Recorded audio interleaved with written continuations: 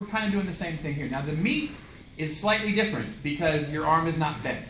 If you start with your arm in the proper position, there's a tendency to kind of stick your arms out like this. That's a muscle. There's not much of a guard, to be honest with you, but it's a muscle that's doing it if you have any response. If instead you bring your arm in, it's kind of like lately what I've been equating to if you do a kettlebell exercise. When you hold a kettlebell, you hold it in close, right, to do whatever it is you're going to do. Same thing with this. By keeping it in, I start to get a kind of a bodily structure as opposed to a muscular one, right? So that being said, when he swings a big slow three, we'll just leave it right there for a second, all right? I'm going to follow my three rules, which are orient towards the attacking limb, turn my hips and shoulders, make my arm, checking arm, perpendicular to the attacking limb, and the knife goes first, all right? One more time. So I'm going to turn, cut, and check, okay? Now, there's some structural alignment that has to happen here in order for this to work.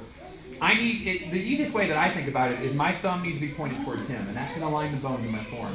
If Bob pushes, just push, right? Keep the constant, steady pressure push, right? What happens is I can only contract so far just because of the skeletal structure here. With the constant pressure, if he's pushing and I turn my hand this way, I get cut.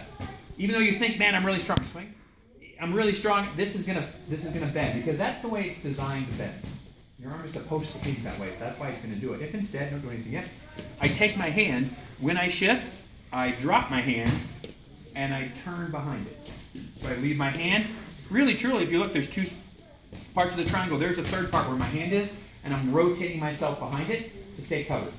Okay? This will give you fits for the first few times that you do it about why isn't it working properly, because you're going to be thinking about too much stuff. Inevitably, your arm will be out here, and you'll try and do like a down block or something. It's not really a down block. When he swings, I'm going to cut and check. Now look where my arm is, or my knife is. See, it's up at his deltoid and bicep and tricep.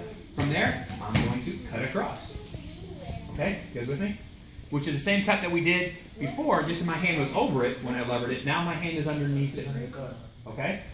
Now, we're going to add a new thing. We call this a pass. We've already got a pass. This is a different type of pass, but they're still called the same thing. Okay? So, he swings, I cut, and I check. I'm going to pass his arm across, and I'm going to point my knife at his leg, cut his arm. Okay, you guys see what I did?